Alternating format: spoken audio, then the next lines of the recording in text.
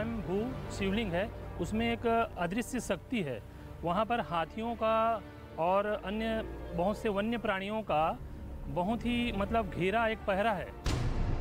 हाथी जो है ना उस शिवलिंग की रक्षा के निमित्त स्वयं आकर के रक्षा कर रहे हैं। ये अलौकिक शिवलिंग है जो कि विभिन्न चमत्कारिक शक्तियों से भरी हुई है। जितने मुंह उतनी बातें। वहाँ जाना आसान नहीं है, जान का खतरा है। वहाँ जो भी गया आज तक जीवित वापस नहीं आ पाया है। और हर बात झूठ, झूठ और सिर्फ झूठ। लेकिन ये दावे झूठे हैं तो ये क्या है? दादा भागी हमारी तरफ आ रहा है, भागी। किसी ने कहा हाथी रास्ता रोकेगा। देखिए शिवलिंग के लिए जिस रास्ते पर हमें जाना है वहीं हाथी पहरेदार बनकर खड़ा हुआ है। जैसे ही हम थोड़ा आगे बढ़ने की कोशिश करते हैं वो हमारी तरफ आ जाता है। सच निकला। कोई बोला धमकी देगा। एक दो बार तो चेतावनी देते हैं, चिंगाड़ते हैं, लेकिन उसके बाद अगर नहीं मानता है तो आगे बढ़ने के प्रयास में वो आदमी मारा जाता है। ये भी सच निकला। दादा वो हमारी तरफ आ रहा है। दादा देखिए उसने देख लिया। आप देख लिया दादा उसने देख लिया। सबने कहा नहीं मानोगे तो हाथी हमला करेगा। यदि कोई जाने का प्रयास करेगा या करते हैं तो वहीं हाथी जो है ना उनको कुदा कुदा कर दौड़ाते हैं और कई जने को मार भी दिए हैं।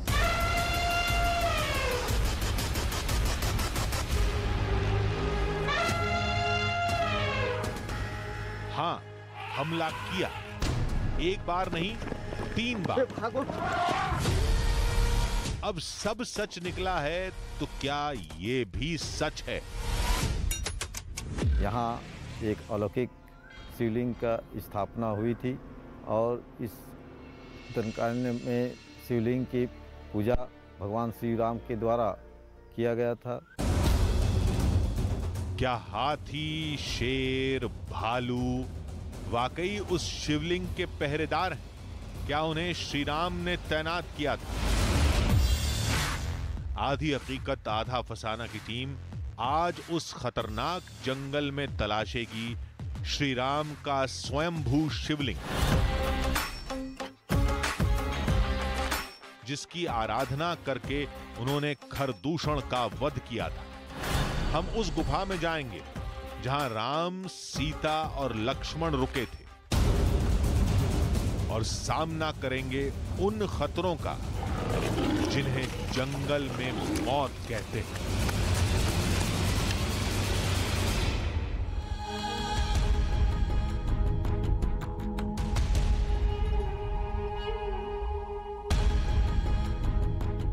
आधी हकीकत आधा फसाना। आज तक हम सैकड़ों सफर पर गए हैं। हम वो सारे सफर भूल सकते हैं, लेकिन आज का सफर हम कभी नहीं भूल पाएंगे। न हमने आज तक ऐसी भक्ति देखी और न आज तक ऐसे खतरों का सामना किया। आज आप भी वो महसूस कर पाएंगे जो हमने महसूस किया था। तो चलिए सोचिए कि आप जंगल में हैं। अचानक सामने एक ऊंचा भारी भरकम जंगली हाथी आ जाए, आप पर हमला कर दे। क्या आप बच पाएंगे? चलिए मान लीजिए बच गए। फिर थोड़ा आगे बढ़िए। अचानक एक तेंदुआ आ जाए, आप पर हमला कर दे। आप भागें जोर से, पूरा दम लगाकर। चलिए मान लीजिए कि आप फिर भी बच गए।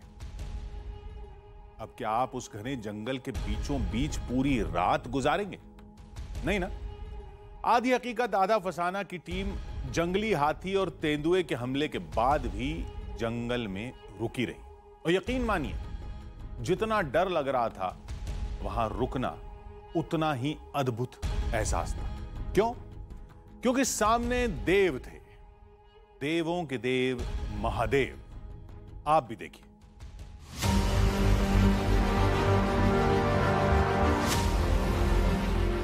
क्या लग रहा है आपको?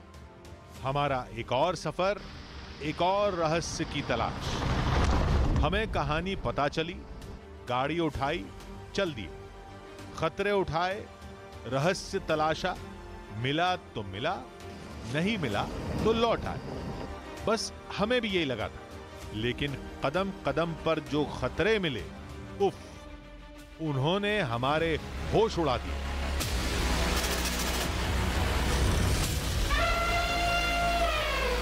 दादा भागिए, हमारी तरफ आ रहे हैं, भागिए भागिए। रहस्य इस बार भी गहरा था, वजह इस बार भी बड़ी थी, लेकिन इस बार खतरा कुछ और था। हालांकि लोगों ने हमें सफर की शुरुआत में ही आगाह कर दिया था। जी ऐसा अभी फिलहाल ही में हुआ है।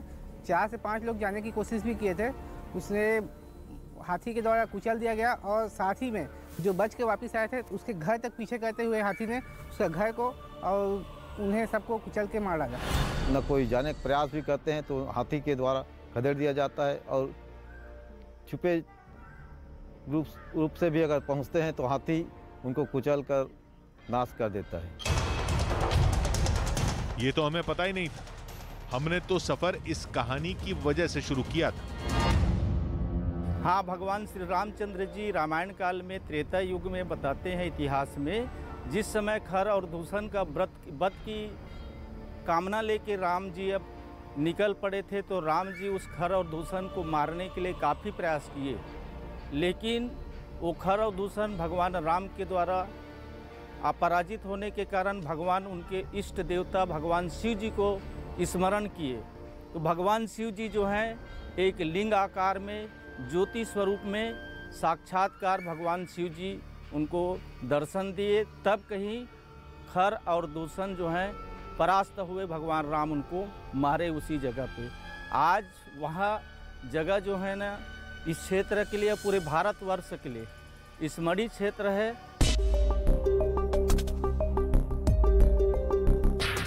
भक्त को भगवान चाहिए और भगवान को भक्त, और हम देखना चाहते थे वो जगह जहां ये भक्त जाना चाहते हैं लेकिन हिम्मत नहीं कर पाते।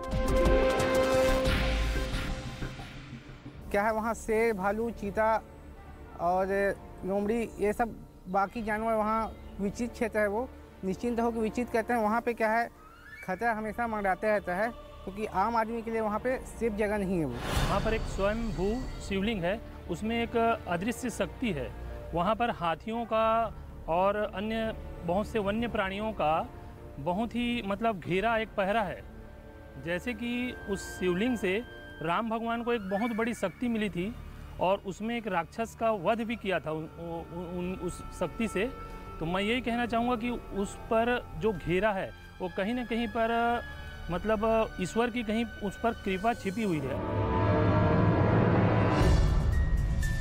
हमने कोशिश की, मदद मिली भी, बेशक अधूरी ही सही, मगर हमारे लिए इतना ही काफी था। मेरा एक मित्र है गांव का, वो आपको पहाड़ तक दिखा के आ जाएगा, बट वो जाएगा नहीं आपके साथ वहाँ तक, आपको दिखा के वापस आ जाएगा। ये जो बंदा है आपको जगह स्थान दूर से आपको दिखा के आ जाएगा, लेकिन जाएगा नहीं आपको। हाँ, अच्छा, आपने देखी हो जगह? पहाड़ देखा हूँ, आगे तो नहीं।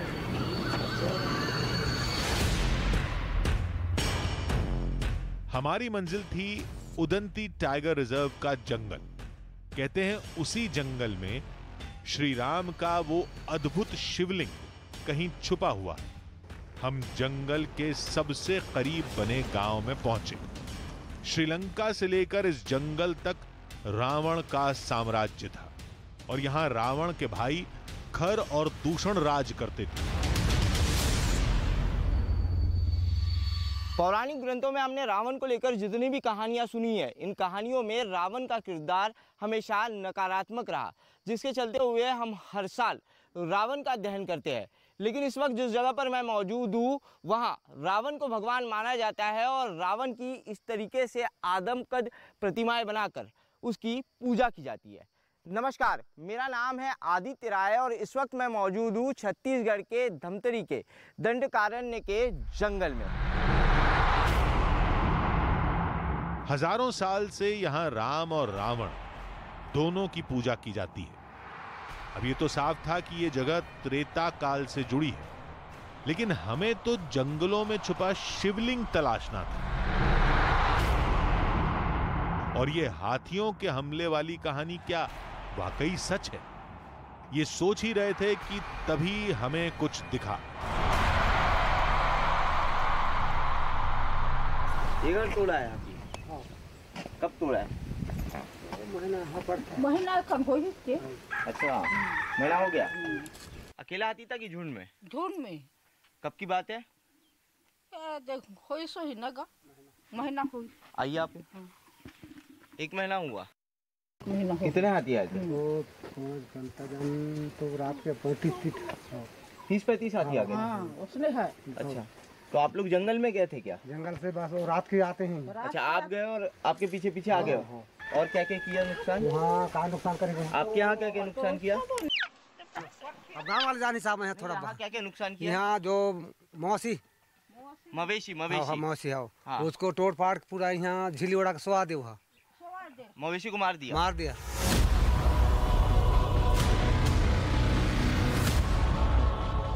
कई और घरों को हाथियों ने निशाना बनाया था।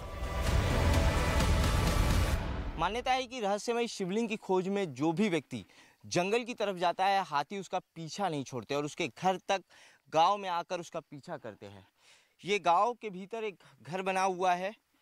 इस घर के कुछ लोग जंगल गए थे और जैसे ही वो जंगल गए, जंगल से हाथियों ने उन्हें भगाया और उनके पीछे पीछे आकर उनके इस घर को पूरी तरीके से तहस नहस कर दिया, तबाह कर दिया। जैसे तैसे इस घर के लोगों ने गांव में भागकर अपनी जान बचाई। हमने सोचा कि जंगल में तो जंगली हाथी हमला करेगा ही और गांव में हाथी खाने की तलाश में आते होंगे और घर तोड़ देते होंगे, जिसे लोगों ने शिवलिंग से जोड़ दिया। जो भी हो, शिवलिंग तो तलाशना ही है। हमने गांव वालों से मदद मांगी। यही लोग हैं आपको जो हाथी वाली जगह पे ले जाएंगे। हिंदी समझते हैं कि अपनी भाषा में बताइए इनको। हिंदी तो बहुत कम समझते, थोड़ा बहुत हिंदी बोल दे समझ जाएंगे। हाथी वाला जो पहाड़ है जहाँ पे शिवलिंग है, वो कहाँ पर है? वहाँ पे है जंगल में। अच्छा, जंगल वहाँ लेके चलेंगे हमको? नहीं ले जाएंगे हम लोग। वो हाथी ऐसी भी हम लोग को खत्म कर देगा। वहाँ जाएंगे तो? हाँ, आपको जाना है तो आप जा सकते हो। गांव वालों ने साफ मना कर दिया। नगरी से साथ आए शख्स ने भी हमें दूर से ही रास्ता दिखा दिया।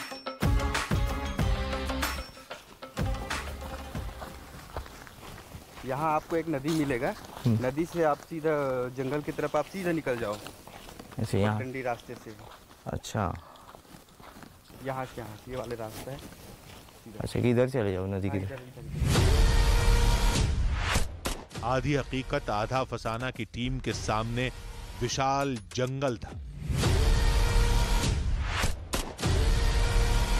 हमें जंगल पार करके उस पहाड़ तक जाना था। मान्यता है कि वहीं श्री राम के शिव आज भी दर्शन देते हैं।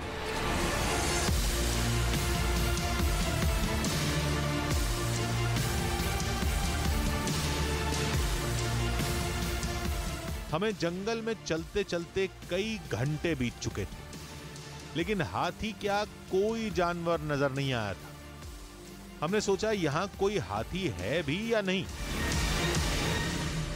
इस पूरे इलाके में जगह जगह पर हाथियों का मल पड़ा हुआ है। गाँव वालों का कहना है कि इस जंगल में सैकड़ों हाथी है जो रहस्यमयी शिवलिंग की रक्षा करते हैं।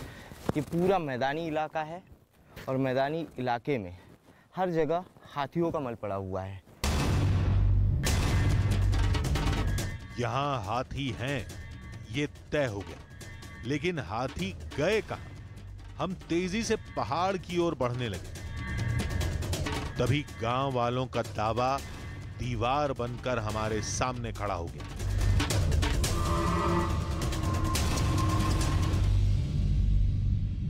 देखिए, जिस तरीके से गाँव वालों ने हमें बताया था कि जैसे ही हम जंगल में जाएंगे, उस रहस्यमय शिवलिंग की रक्षा करने वाले हाथी हमारे सामने खड़े होंगे।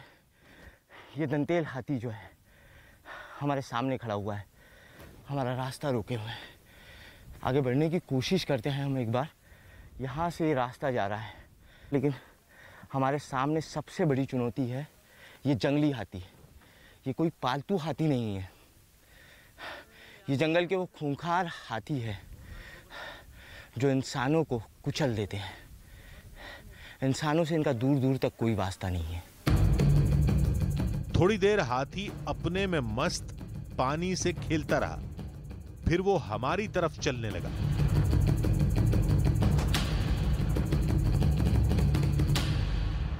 वो देख रहा है हमें। पीछे पीछे चलिए, पीछे चलिए, पीछे चलिए, पीछे चलिए। हाथी पहले हमारी तरफ बढ़ा, फिर दूसरी तरफ जाने लगा। हमने सोचा खतरा टल गया, लेकिन ये हमारी भूल थी। चेतावनी थी हाथी की हमें कि हम इस रास्ते पर आगे ना बढ़े। जो भी इस रास्ते पर उस जंगल में आगे बढ़ा, हाथियों ने उन्हें मौत के घाट उतार दिया। हाथी वापिस जा रहा है ना, ये गलतफहमी होगी दादा। वो देख रहा है हमें। पीछे पीछे चलिए, पीछे चलिए, पीछे चलिए, पीछे चलिए। हम फौरन वहां से भागे। हमने पीछे मुड़कर देखा तो हाथी पीछे नहीं आ रहा था। हम फिर वापस गए। हमें लगा हाथी लौट गया, लेकिन वो घने पेड़ों में छुपकर हमारी ओर बढ़ रहा था।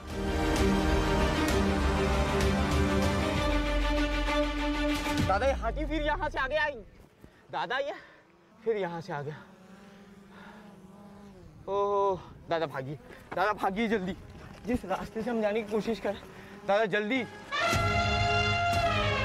अचानक हाथी ने हमला कर दिया।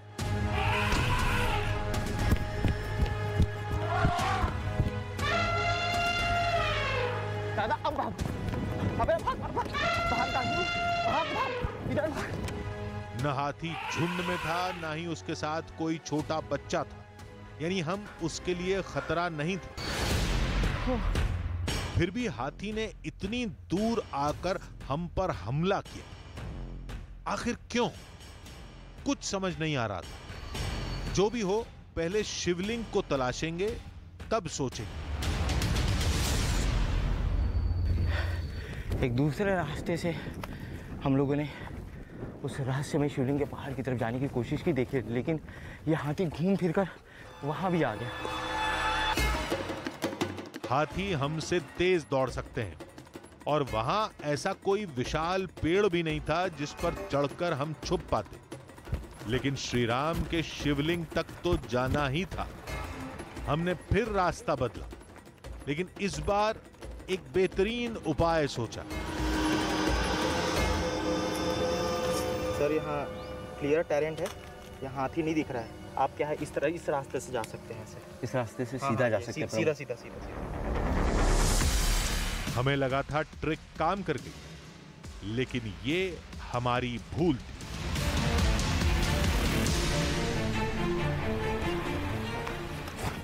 देखिए हम लोग फिर रास्ता बदल कर रहस्यमय शिवलिंग के पहाड़ पर जाने की कोशिश कर रहे हैं। वो ड्रोन है हमारा। ड्रोन उड़ाकर हम हाथियों को लोकेट करने की कोशिश कर रहे हैं कि वो किस इलाके में है। जिस इलाके में हाथी नहीं होंगे, हम लोग उस इलाके वो जा रहा है सामने से रहस्यमय। ओ माय गॉड, वो देखिए यहाँ जहाँ भी जो है, जहाँ भी हम जाते हैं, हाथियों का झुंड जो है, हाथियों का झुंड यहाँ होता है। हर कोशिश नाकाम हो रही थी। खास बात यह थी कि हाथी अमूमन झुंड में चलते हैं, लेकिन हमें यहां जितने हाथी मिले थे वो अकेले घूम रहे थे, वो भी हर जगह, जैसे वो पहरा दे रहे हैं। आधी हकीकत आधा फसाना की टीम जिस रास्ते से शिवलिंग की ओर बढ़ने की कोशिश करती, कोई न कोई हाथी रास्ता रोक लेता था।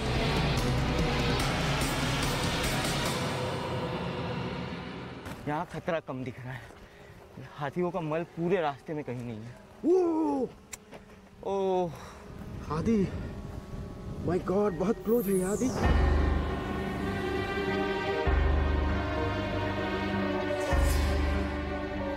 दादा वो इसी तरफ देख रहा है।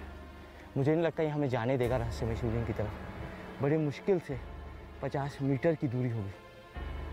दादा वो हमारी तरफ आ रहा है, दादा हमारी तरफ आ रहा है, दादा हमारी तरफ आ रहा है। भागिए भागिए दादा, भागिए, हमारी तरफ आ रहा है। भागिए भागिए भागिए, जल्दी, छोड़ेंगे नहीं दादा, भागिए फास्ट, दादा भागिए फास्ट, दादा भागिए जल्दी। भागते भागते दम फूल गया, हम बाल बाल बचे थे। अब बस बहुत हुआ, हर बार किस्मत साथ नहीं देगी, अब फैसला करने का वक्त था। दादा चलिए वापस चलते हैं, अब जंगल में जाने की भूल नहीं करेंगे और अकेले तो बिल्कुल नहीं जाएंगे। वापस चलिए, चलो।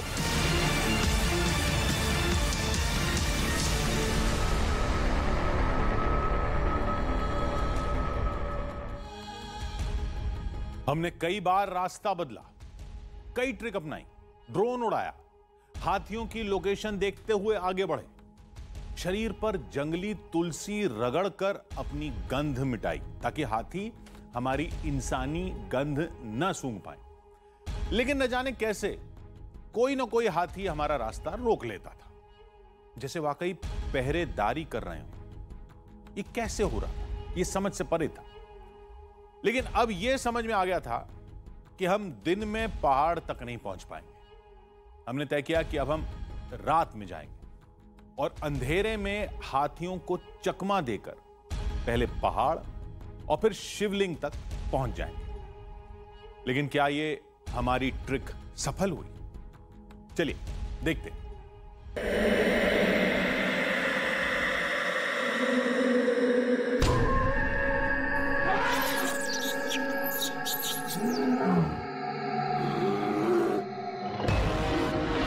चारों तरफ घुप अंधेरा, रोशनी के नाम पर सिर्फ टॉर्च और कैमरा लाइट, और हर ओर से आती जंगली जानवरों की आवाजें।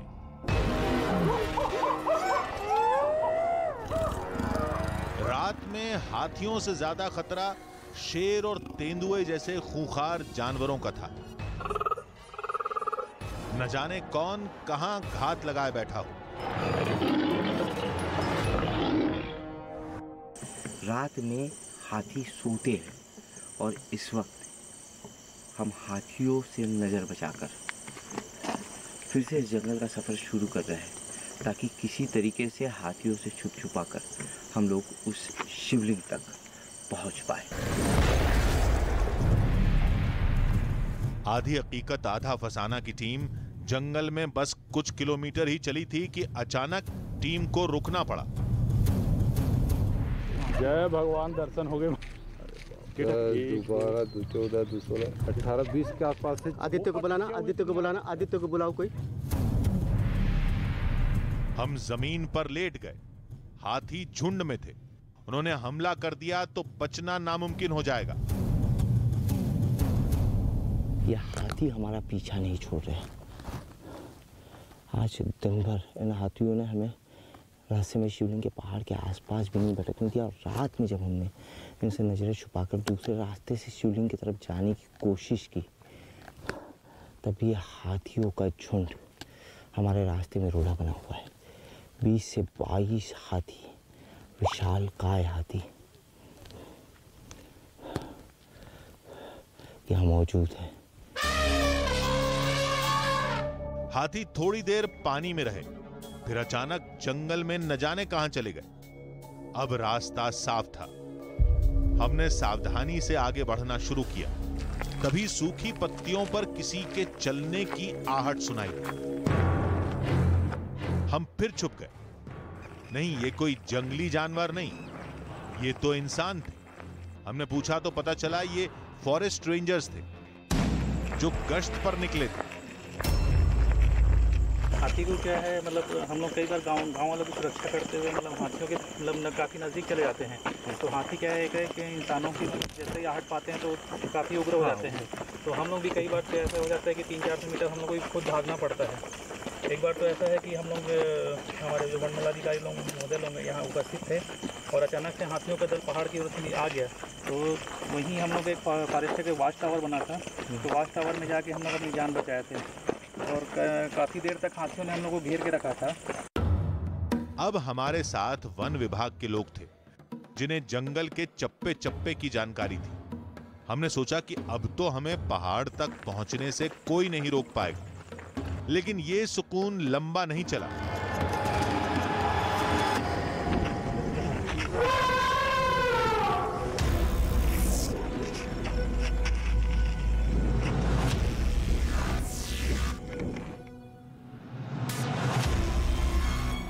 थोड़ी दूर पर हाथियों का एक और झुंड हमारा रास्ता रोक के खड़ा था, किसी पहरेदार की तरह।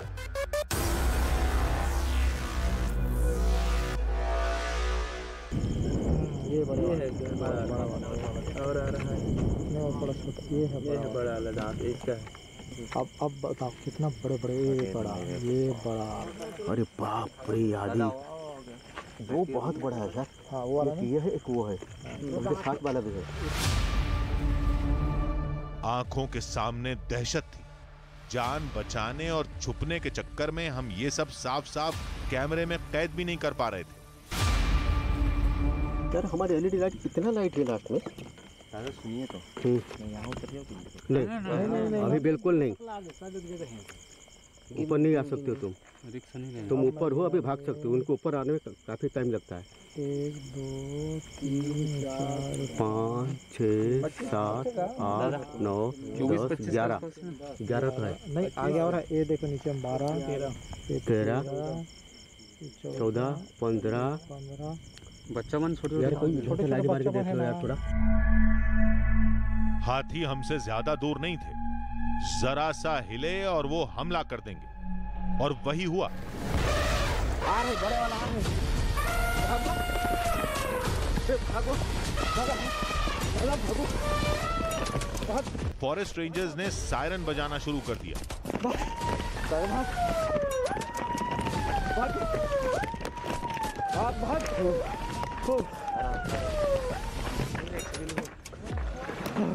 अरे बाप रे,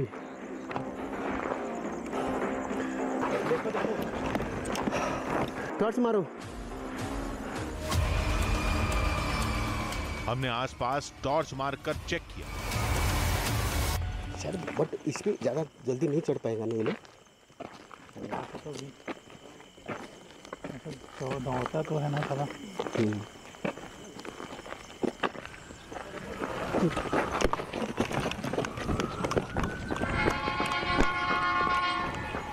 हाथी शायद सायरन की आवाज से डर कर रुक गया था। हमने सोचा एक बार रास्ता बदलकर कोशिश करते हैं, लेकिन फॉरेस्ट रेंजर्स ने साफ कह दिया कि अब वो हमें जंगल में नहीं रुकने देंगे। हम हार गए थे। तो क्या श्री राम के शिवलिंग का ये सफर यहीं खत्म हो जाएगा?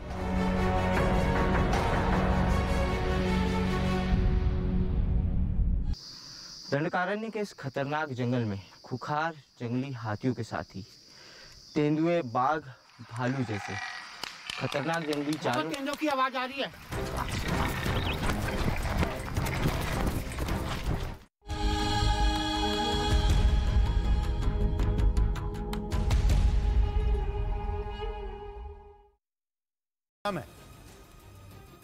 और यही थाईलैंड की परेशानी की वजह है। एक रिपोर्ट में दावा किया गया कि कोरोना की वजह से पिछले 2 साल में म्यांमार से थाईलैंड आने वालों की संख्या बढ़ी है, जिनमें ज्यादातर म्यांमार सरकार से परेशान करेन समुदाय के लोग हैं। सरकार से लड़ रहे इन लोगों को करेन गुरिल्ला भी कहा जाता है। म्यांमार में ये संघर्ष दशकों से चल रहा है, लेकिन नई सरकार बनने के बाद विद्रोह तेज हो गया, जिसका नतीजा ये हुआ कि म्यांमार की सेना विद्रोहियों को कुचलने के लिए जमीन और आसमान दोनों जगह से उन पर हमला कर रही है।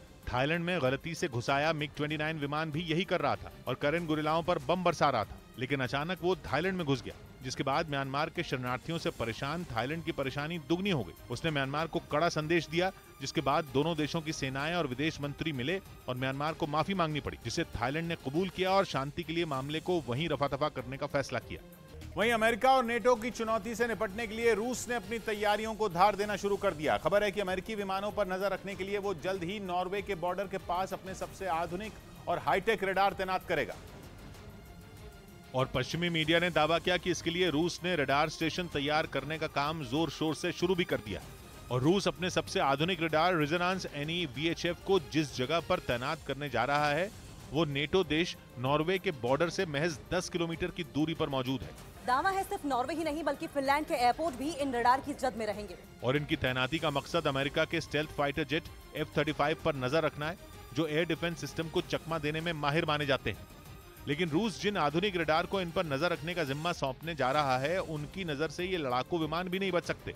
रूस ने अमेरिकी विमानों की निगरानी के लिए इस तरह के 4 रडार नॉर्वे की सीमा पर तैनात करने का प्लान तैयार किया है।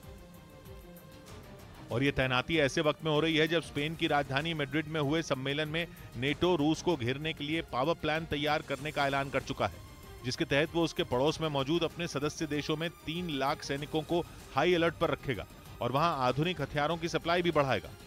साथ ही इस बैठक में रूस के पड़ोसी फिनलैंड और स्वीडन का नेटो से जुड़ने का रास्ता भी साफ हो चुका है, जिसके बाद रूस ये मान चुका है कि अब अमेरिका और नेटो मिलकर इन देशों में अपने मिलिट्री बेस भी बनाएंगे।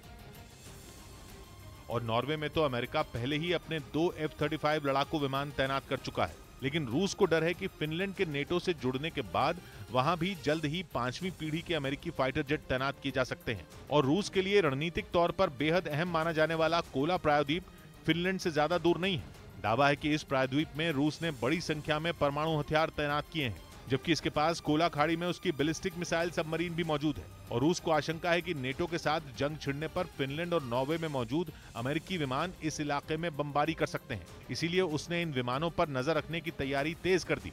भारत को लेकर बदला अमेरिका का नजरिया अब दुनिया को हैरान कर रहा है। केवल 3 महीने पहले रूस से तेल खरीदने पर अमेरिका भारत को चेतावनी दे रहा था, लेकिन 3 ही महीने में अमेरिका भारत के साथ कूटनीतिक रिश्ते बढ़ाता दिख रहा है। एक साथ रूस और अमेरिका को साधने वाली इस विदेश नीति के लिए प्रधानमंत्री नरेंद्र मोदी की दुनिया भर में तारीफ हो रही है, क्योंकि न तो भारत ने रूस से तेल की डील रोकी और न ही अमेरिका के सामने झुका।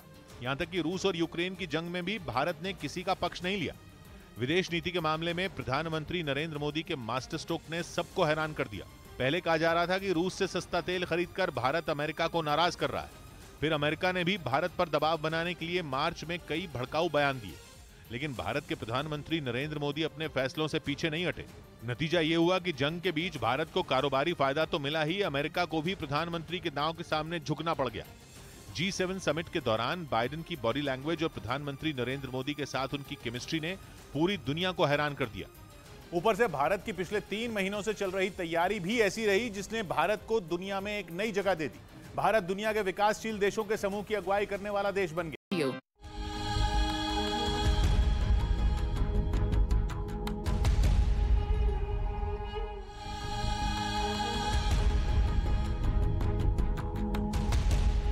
गांव वालों ने हमसे कहा था कि हाथी आपको जंगल पार करके पहाड़ तक जाने नहीं देंगे। अगर पहुंच भी गए तो शिवलिंग के पास तैनात हाथियों का मुख्य दल मार देगा।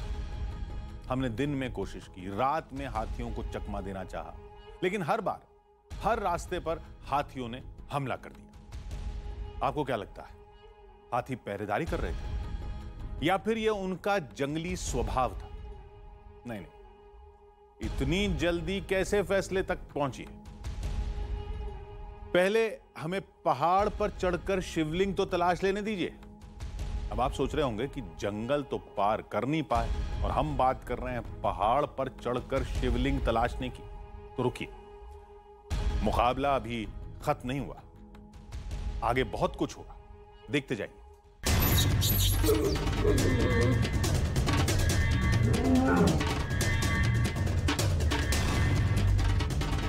हम दिन में नाकाम हुए,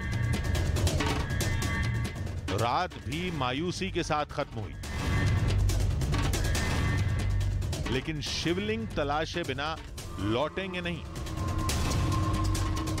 हमने नगरी से साथ आए शख्स का हौसला बढ़ाया और मदद मांगी।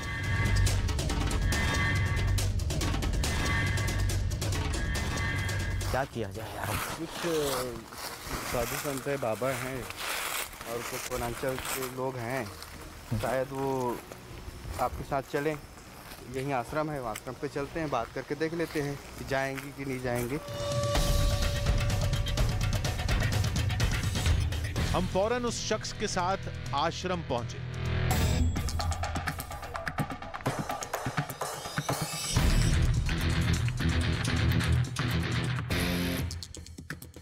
जाने जो के है कभी कभार शिवलिंग तक भी पहुंच जाते हैं, वो भी जब हाथी लोग जो है अपना दिशा परिवर्तन करते हैं तब जाते हैं।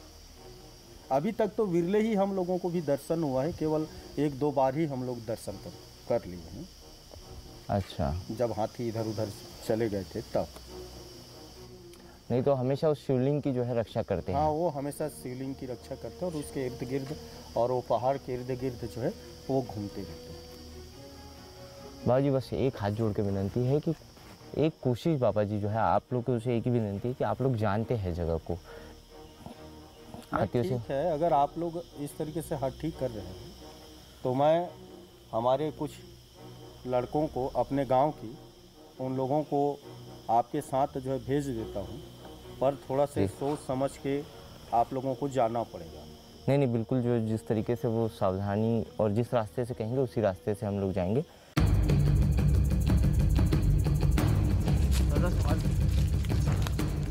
आश्रम से आए लोगों को जंगल का ऐसा रास्ता पता था जहां पर हाथी नहीं घूमते थे।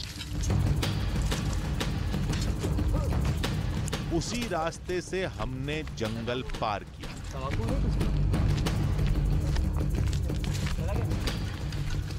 ये रास्ता है पहाड़ पे जाने का, लेकिन कल हम जिस रास्ते से गए थे वो तो दूसरा रास्ता था। दूसरा रास्ता है सर, दूसरा रास्ता। बाकी इस रास्ते में जा कर के देखते हैं कि रास्ते में हाथी है कि नहीं, आता है कि नहीं। इस रास्ते से देते हैं, कभी कभी हम जाते हैं। अच्छा, इसी रास्ते से जाते हैं आप पहाड़।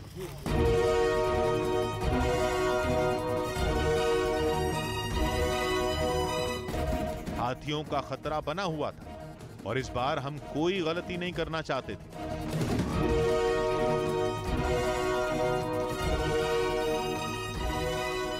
प्रमोद, ड्रोन उड़ा के देखो यहाँ से कि कहीं आसपास हाथी तो नहीं है, उसी के बाद हम लोग चढ़ेंगे।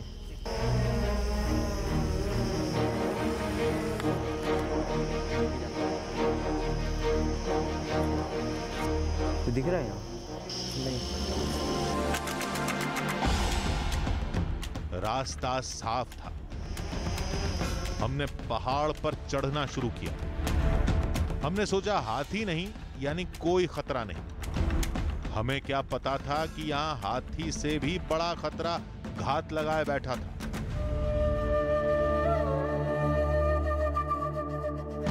हाथियों के अलावा और कौन कौन से जानवर है राधे बाबा यहाँ?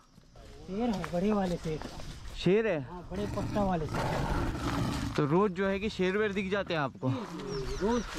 हाँ, 2 आदमी को हमला कर दिए ना सर। अच्छा, 2 आदमी को हमला कर दिए? 2 आदमी को हमला कर दिया।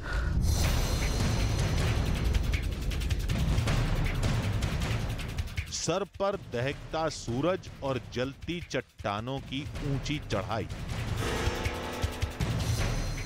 ऊपर से हाथी और शेर का खतरा।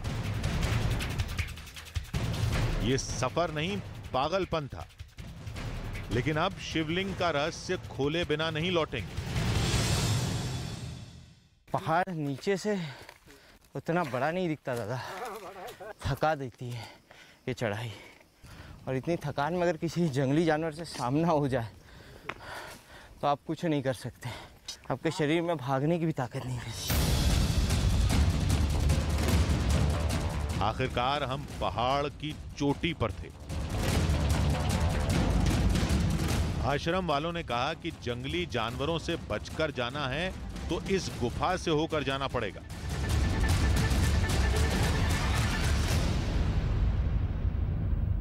कहते हैं इन्हीं खनकों के अंदर जाने के बाद एक रास्ता हमें पहाड़ों की दूसरी तरफ निकालता है, जहां से रहस्यमय शिवलिंग के लिए मैदानी रास्ता जाता है। मान्यता है कि इसी रास्ते से राम भी दंडकारण्य के इस वन में आगे बढ़े थे और खर और दूषण के वध से पहले दंडकारण्य के इसी वध में उन्होंने रहस्यमय शिवलिंग की उत्पत्ति कर खर और दूषण के वध का वरदान शिव से मांगा था।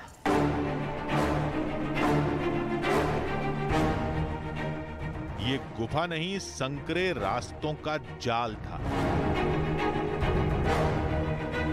लेकिन यही सबसे सुरक्षित रास्ता था।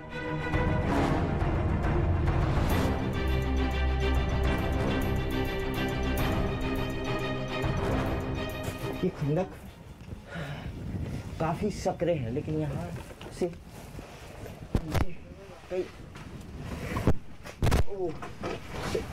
कई रास्ते दिख रहे हैं। मुझे इस तरह से घूम के जाना होगा।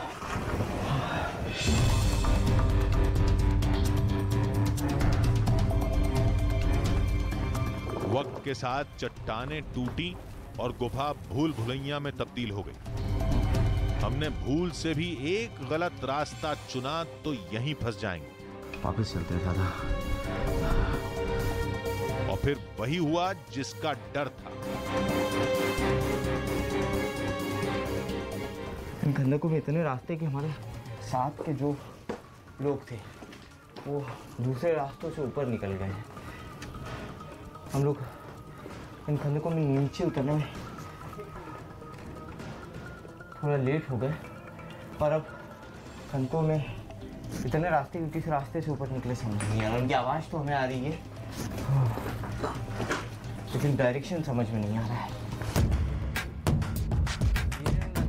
रास्ते कई थे, लेकिन जाएं किधर कुछ समझ नहीं आ रहा था। कहाँ यहाँ से? एक इधर एक उधर। कहाँ एक इधर जाता है एक इधर? हाँ, खंडकों से यहाँ एक रास्ता दिखाई दे रहा है निकलने का दादा। ओ, नीचे तो खाई है यहाँ।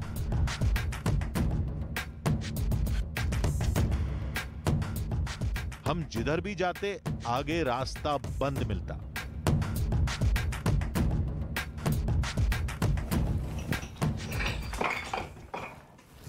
दादा वहाँ एक रास्ता दिखाई दे रहा है इन खंडकों से निकलने का।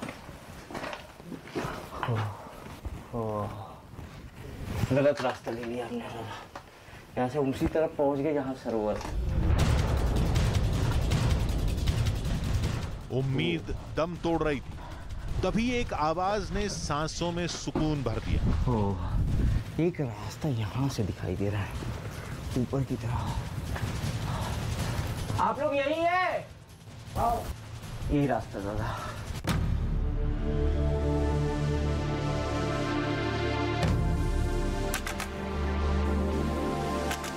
राम के शिव और शिव के राम, आराध्य और भक्त के संगम के साक्षी उस अद्भुत शिवलिंग की हमें तलाश थी।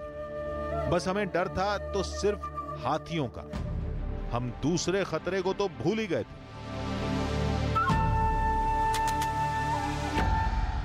ये नाखूनों के निशान है। हाँ, नाखून के निशान है। जब वो मिट्टी फंस जाती है ना गीली जमीन में, हाँ, तो वो क्या है चढ़ने की कोशिश करता है और मिट्टी को अपने खींचता है। वो ये एकदम ताज़ा देखिए, अभी लग रहा है कि इसने अभी जो है अभी यहाँ पर खरोच मारी है नाखूनों से, क्योंकि जहाँ खरोच मारी है वो हिस्सा सूखा नहीं है।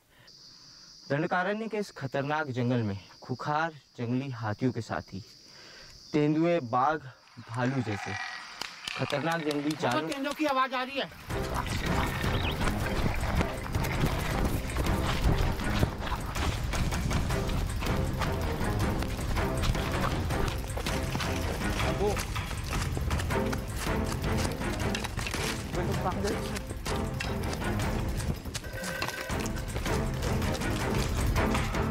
जब तक सांसों में दम था भागे, फिर एक जगह रुककर दम लिया। आप सब लोग ठीक हैं? ये आश्रम के लोग किस साइड चले गए? चले गए ऐसे बाजू बाजू। डर के भाग गए। सभी डर के भागे, लेकिन सब अलग अलग दिशा में चले गए।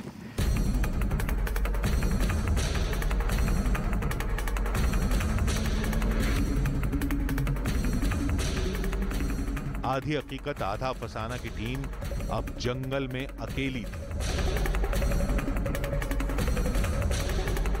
खतरा चारों तरफ था और शिवलिंग का रास्ता बताने वाला कोई नहीं था।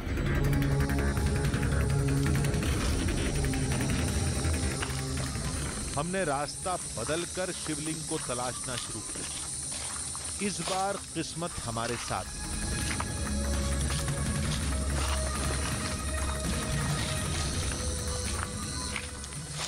यहाँ वहाँ कुछ पत्थर सा दिखाई दे रहा है, पत्थर निकला हुआ है, यहाँ से सीधा दिख रहा है। आश्रम के लोगों ने यही बताया था इसी इलाके में शिवलिंग है करके, लेकिन जहाँ हाथियों का जमावड़ा रहता है, अब हाथी वो ना दूर से शिवलिंग की तरह एक पत्थर जो है वो निकला हुआ दिखाई दे रहा है। दिखाई दे रहा है दादा, दिखाई दे रहा है वो आपको? पूरा इलाका हाथियों का इलाका है। लोगों ने बताया था कि शिवलिंग के आसपास हाथी जो है, हाथियों का दल शिवलिंग की रक्षा करता है। हम आहट दबा देंगे, पेड़ों में छुपकर बढ़ेंगे, लेकिन इंसानी गंध का क्या करेंगे? हमने आदिवासियों का बताया नुस्खा इस्तेमाल किया। यहाँ आसपास पौधा देखिए, किसी पौधे की तेज गंध किसी पौधे से आ रही है क्या? उस पौधे को रगड़ कर हम लोग आगे बढ़ेंगे। ये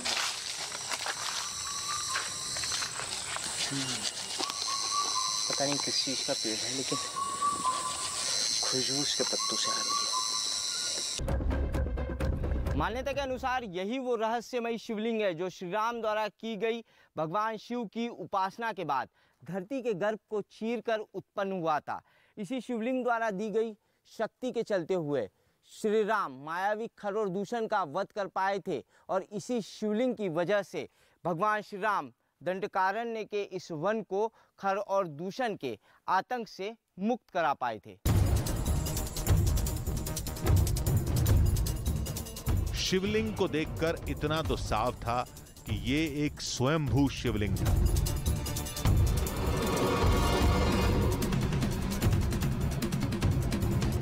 इस शिवलिंग को ठीक तरीके से देखिए, नीचे यहाँ किसी भी तरीके का सपोर्ट नहीं है या इसे किसी भी तरीके से धरती के अंदर रखा नहीं गया है।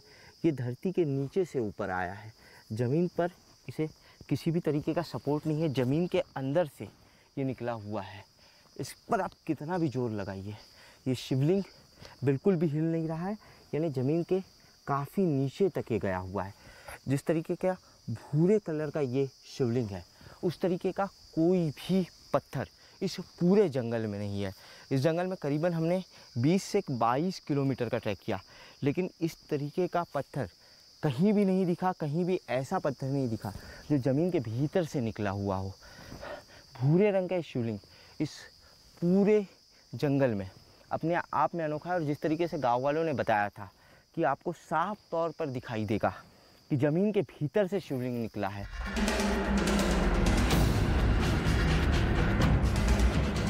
सैकड़ों साल पहले ये जंगल बेहद घना रहा होगा। हाथियों और जंगली जानवरों की संख्या भी सैकड़ों में रही होगी।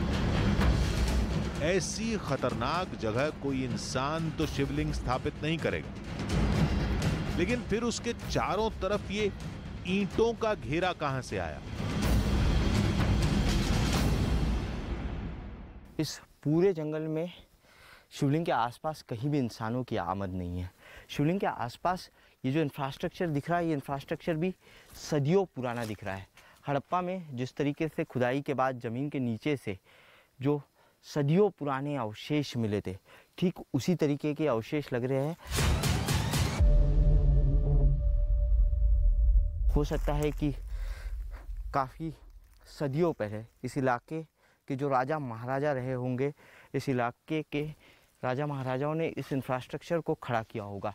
शिवलिंग के आगे ये जो गर्भगृह का हिस्सा है, गर्भगृह के इस हिस्से के बाहर यहाँ पर एक मंदिर का इंफ्रास्ट्रक्चर, इसके ऊपर मंदिर रहा होगा ऐसा प्रतीत हो रहा है। समय के साथ ये मंदिर ढह गया और इसके सिर्फ अवशेष रह गए। मंदिर का जो चबूतरा है, उसका जो पैराफिड है, सिर्फ उसके अवशेष रह गए हैं।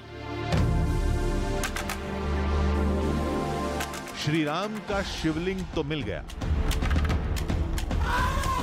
लेकिन जिन पहरेदार हाथियों का दावा किया गया था वो कहां है? किसी जानवर का मल है, ये काफी दिनों पुराना है।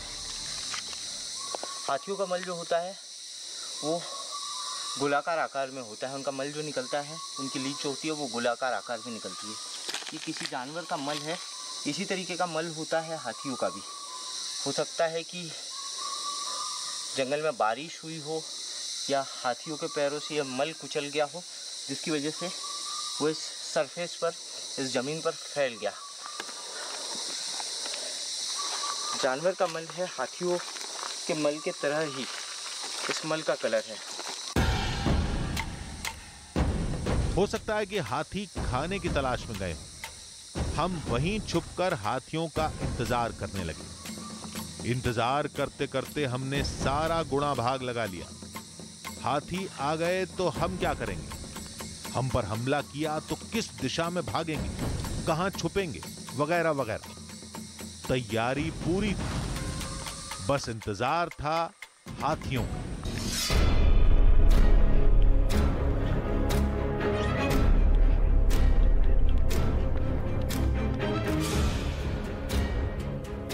अंधेरा घिर गया, लेकिन एक भी हाथी नहीं दिखा। इतनी मुश्किल से यहां तक पहुंचे। अब जंगली हाथी आए या कोई दूसरा जंगली जानवर, बिना पूरा सच देखे हम लौटेंगे नहीं। 8 बज चुके, जंगल में घनघोर अंधेरा है। अभी तक शिवलिंग के आसपास किसी तरीके की कोई हलचल हमें नहीं दिखाई दी है। ये जंगल शेर, बाघ, भालू, तेंदुए जैसे खूंखार जंगली जानवरों से भरा पड़ा हुआ है।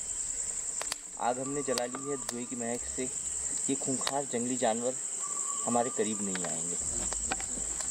हाथियों के आने का इंतजार हम लोग कर रहे हैं शिवलिंग के बगल वाली जगह में छिपकर। हर आहट पर हम चौकन्ने हो जाते थे। अचानक पेड़ों के पीछे हलचल दिखाई दी।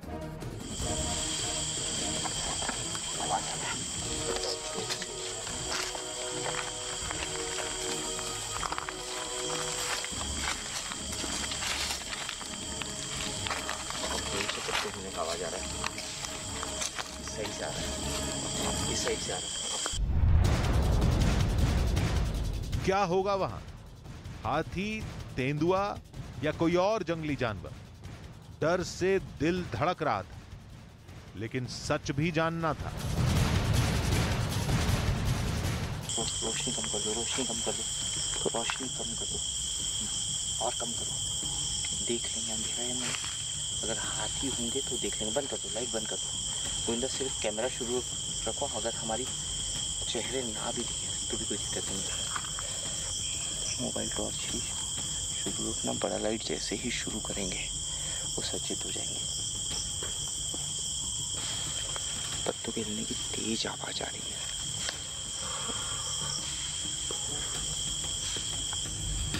फिर जो दिखा वो हाथी से ज्यादा हैरान कर देने वाला था।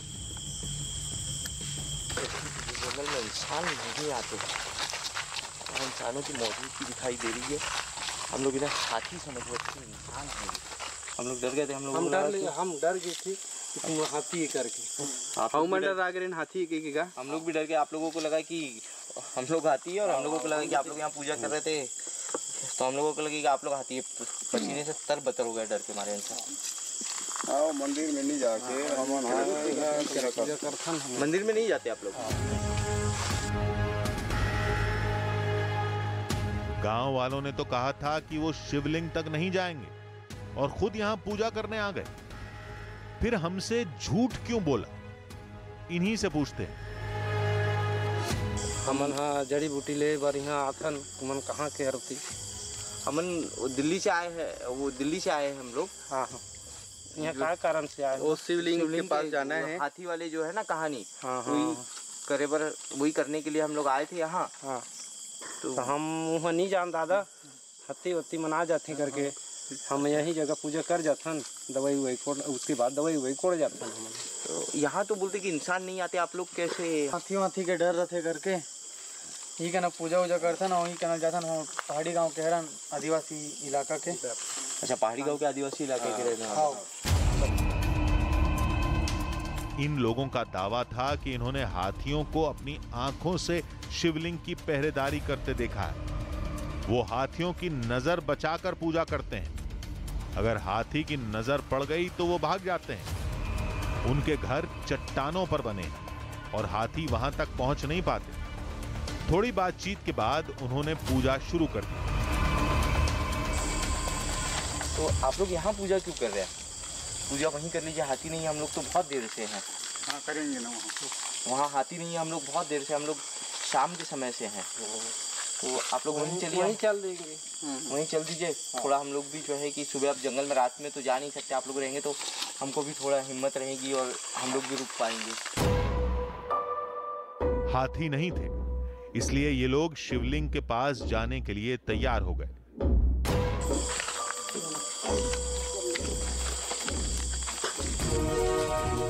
चारों तरफ खतरनाक जंगल, हाथियों का खतरा, बीच में शिवलिंग और उनकी भक्ति में डूबे लोग। ओम नमः शिवाय, ओम नमः शिवाय, ओम नमः शिवाय, ओम नमः शिवाय, ओम नमः शिवाय, ओम नमः शिवाय। अद्भुत माहौल था। चंद पलों के लिए हम सारा डर, सारे सवाल भूल गए। हरे राम राम हरे हरे हरे कृष्ण। पूजा खत्म हुई और हमने फिर कहानी की कड़ियों को जोड़ना शुरू किया। अब हाथियों के आने की एक वजह तो समझ आ रही। गाँव लोगों का कहना है कि जब भी वो इस इलाके में आते हैं जड़ी बूटी इकट्ठा करने के लिए, तो सबसे पहले शिवलिंग की पूजा करते हैं। चाहे फिर वो यहाँ शिवलिंग की पूजा कर ले या यहाँ से 100-150 मीटर दूरी से शिवलिंग की पूजा कर ले। और सारे लोगों का काम जड़ी बूटियाँ चुनना ही, क्योंकि यहाँ कोई दूसरा व्यवसाय नहीं है। उस पूरे इलाके में जंगल है और करीब 7 से 8 गाँव के लोग हैं। तो ऐसे में अगर शिवलिंग के आसपास प्रसाद चढ़ता है, हाथियों को आसानी से खाना यहाँ मिल जाता है। एक सबसे बड़ा कारण हो सकता है कि इस शिवलिंग के आसपास हाथियों का जमावड़ा रहता हो, या इस आसपास के इलाके में यहाँ से 100-150 मीटर की दूरी पर हाथियों का जमावड़ा रहता हो। ये प्रसाद देखकर अभी फिलहाल तो ये कहानी यही समझ में आ रही है, लेकिन हर इंसान ये दावा कर रहा है कि इस शिवलिंग की रक्षा हाथी करते हैं। हम खाली हाथ कभी नहीं लौटते। अब हम यहाँ पूरी रात रुकेंगे और देखेंगे हाथी आते हैं या नहीं। कभी बात करते थक जाते तो लेट जाते, कोई आहट होती तो चौकन्ने हो जाते। यही करते करते पूरी रात बीत गई, लेकिन हाथी क्या, उनकी परछाई भी नहीं दिखी। जंगल में उजाला हो चुका है। रात भर हमने हाथियों का इंतजार किया, अब इससे ज्यादा और इंतजार नहीं किया जा सकता। लोगों की मान्यता है, लोगों की मान्यता को लेकर कुछ नहीं कहा जा सकता। इस जंगल में हाथी तो है, और एक दो नहीं, पूरा का पूरा हाथियों का दल है, सैकड़ों का दल है। हो सकता है कि कभी हाथी यहाँ आते हो, लोगों ने उन्हें देखा हो, लेकिन 24 घंटे तक हम लोग यहाँ पर रहे, हाथियों के आने का कोई निशान हमें नहीं दिखाई दिया। सबको साथ लेकर हम वापस चल दिए। ऐसा लग रहा था जैसे जंगल में पीछे कुछ छूट गया, हमारे अस्तित्व का एक अंश। उन सवालों के साथ जिनके जवाब मान्यताओं में हमेशा जिंदा रहेंगे। श्री राम की इस भूमि में, श्री राम के शिव में।